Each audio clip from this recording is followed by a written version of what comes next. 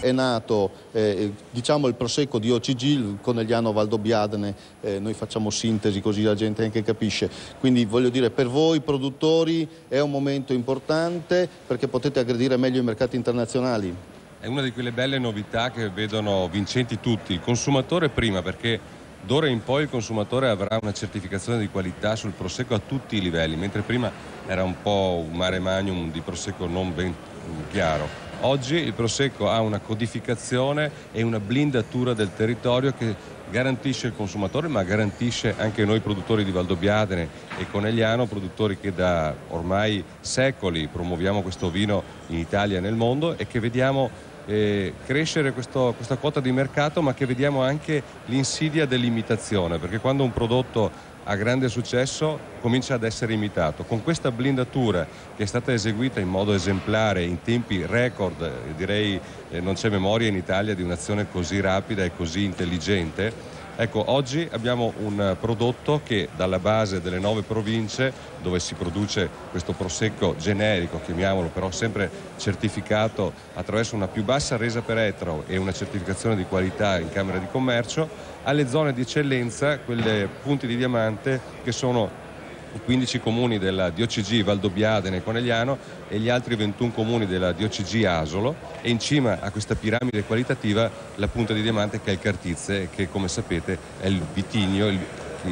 che lì trova la sua collocazione massima dal punto di vista qualitativo e il prezzo per ettaro più alto forse nel mondo in termini di vigneti. Gianluca Bisol, voi sapete, oltre ad essere un ottimo produttore di prosecco in generale, è anche l'uomo più elegante del mondo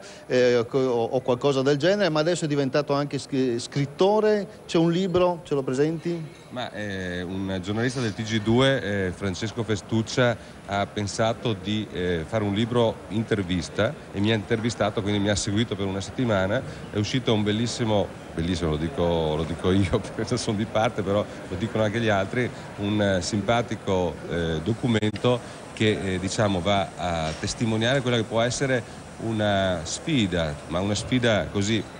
con buon fair play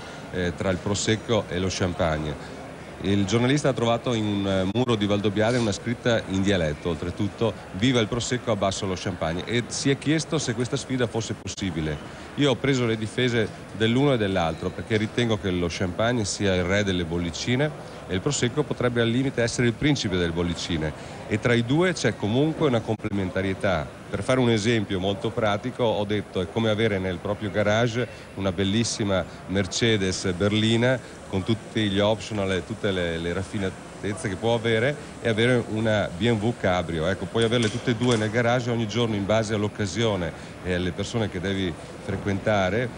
puoi scegliere se usare una o l'altra. Ecco, quindi in casa una bella bottiglia di champagne, una bella bottiglia di Valdobbiadene Prosecco per scegliere, per avere le due opportunità nel momento giusto.